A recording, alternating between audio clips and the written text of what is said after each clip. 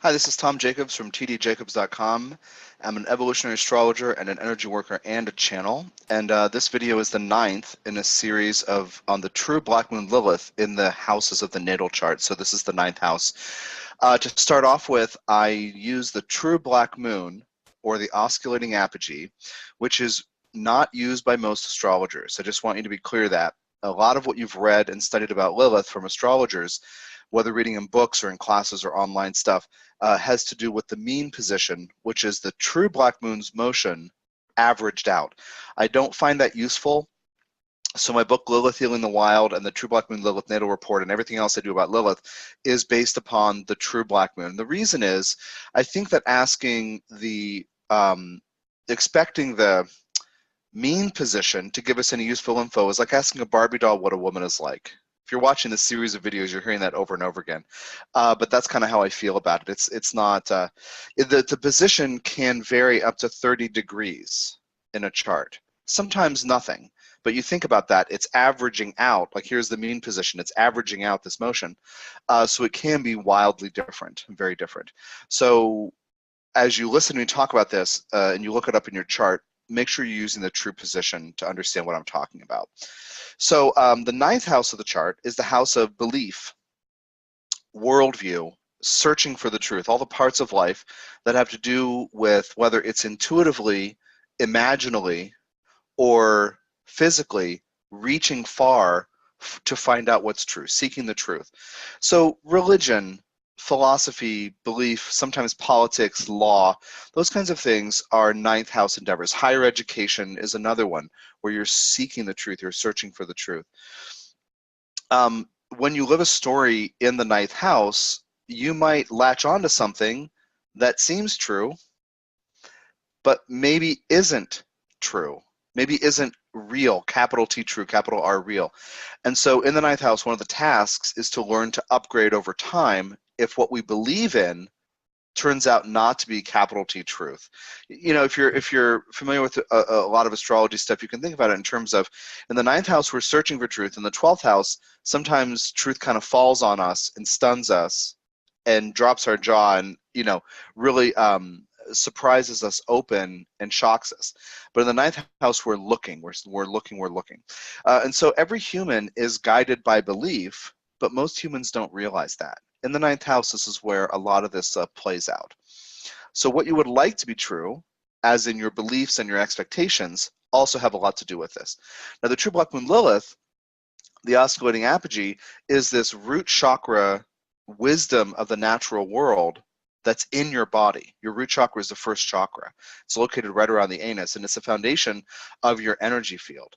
It is pre-logical, pre-verbal, pre-rational, and it has instinctive responses. It's wrapped up with your endocrine system and your immunity, and your body, your biochemistry, and then therefore your body and your emotions have visceral reactions to things. So instinct, honoring the wild. To honor Lilith is to honor the wild, and that means honoring instinct, which means getting in your body, getting out of your head, and seeing what feels right for you.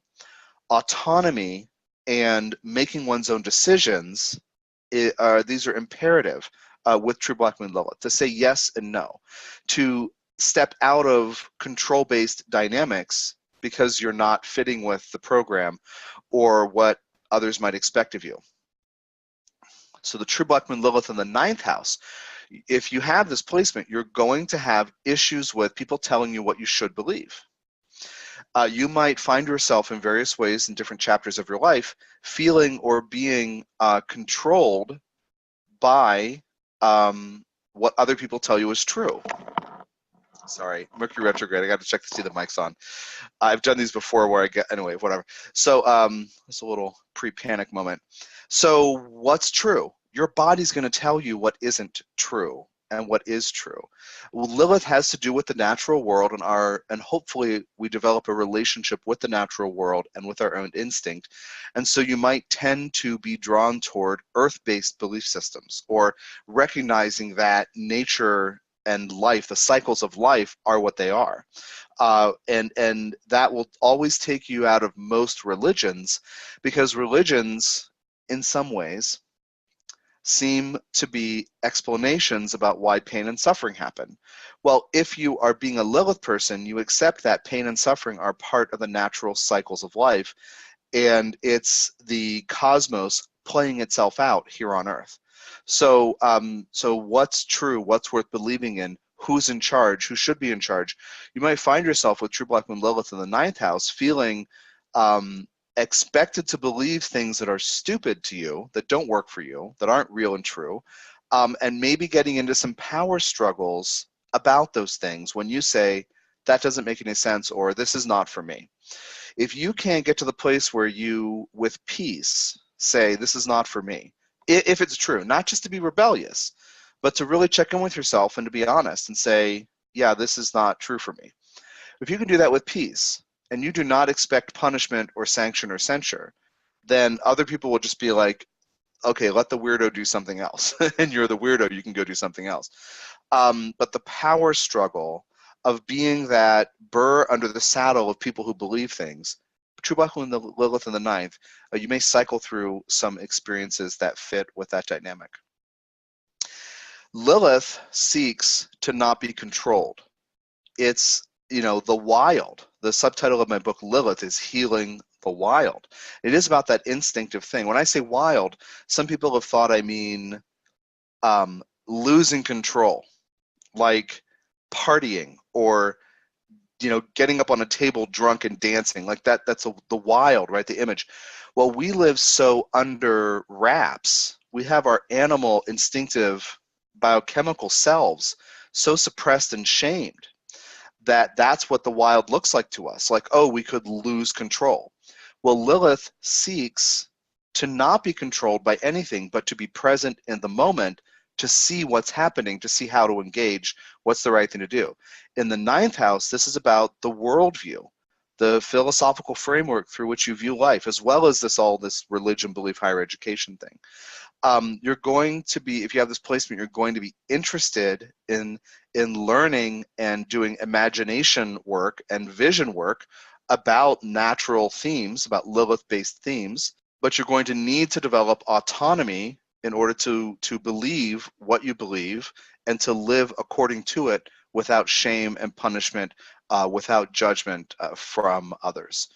I talk about not expecting punishment, but if you have a history of being a Lilith figure who's going against the status quo, part of you might be, you know, really gun shy about independence and autonomy and bucking the status quo, or really bitter about when you've been made wrong for your alternative or alternate beliefs in the past.